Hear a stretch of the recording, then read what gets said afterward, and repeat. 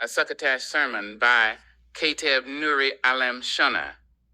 Welcome to the pod, baby. I'm glad the wind done blew you in. Ha. It's time for supper. Now go wash up and help me set the table. Let me tell you, we gonna eat well today, body, mind, spirit, and soul. Now let me tell y'all something real quick. If you ain't never had a good bowl of succotash, I need you to call somebody's grandmama immediately because you have been spiritually deprived and culinarily misled. See, succotash ain't just food, no. It's a testimony. It's a whole soul story simmered in a pot, handed down through hot kitchens, soft prayers, and firm wooden spoons.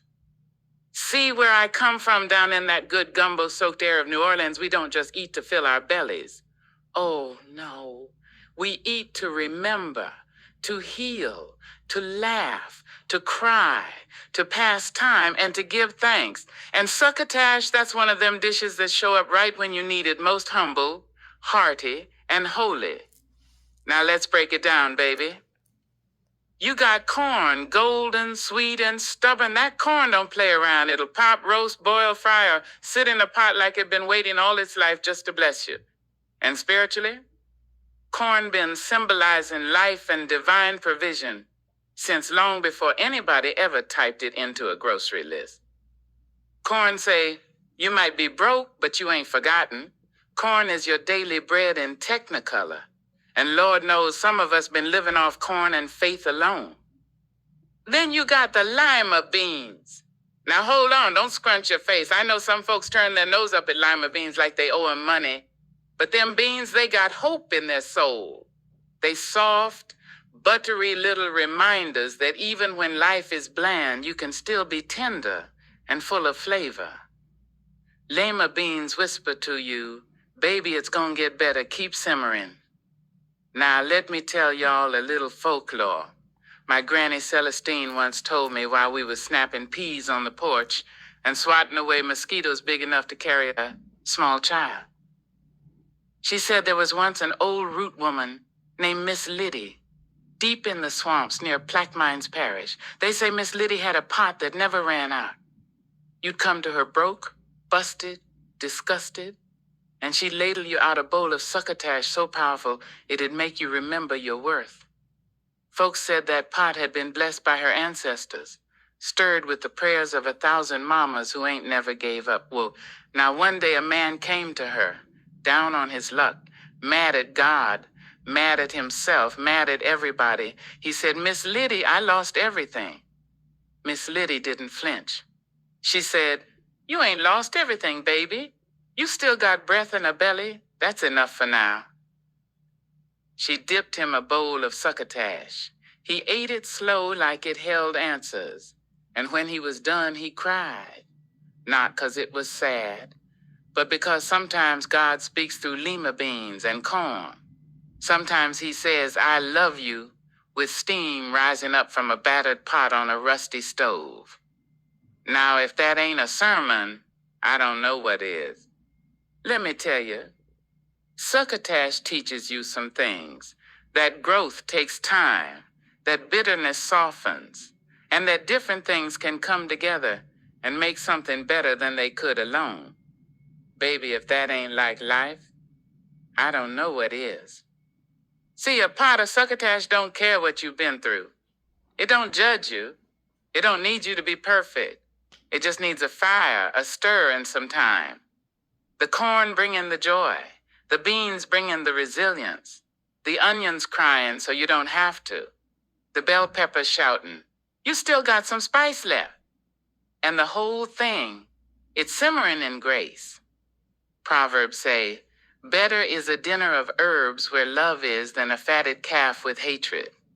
Honey, give me a bowl of succotash with love and wisdom over steak and sadness any day. Now, spiritually speaking, that pot is like the Creator's love always making room, always stretching, always inviting folks who feel like they don't belong. And ain't that something? Ain't it good to know that even when life got you broke down and folks act like you're too much or not enough, the Creator still got a pot with your name on it? Another proverb say, Hope deferred makes the heart sick, but a longing fulfilled is a tree of life. And I swear, when that spoon hits the bottom of that pot and you taste that joy, that peace, that soul season, and you realize hope ain't dead, it's just been cooking slow. Now let me get a little emotional with you. Sometimes in life, we feel like the lima bean. We feel overlooked, mushy, like we ain't everybody's favorite.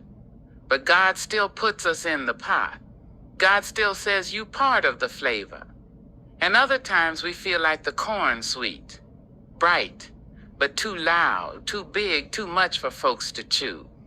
But the Creator says, I made you golden for a reason.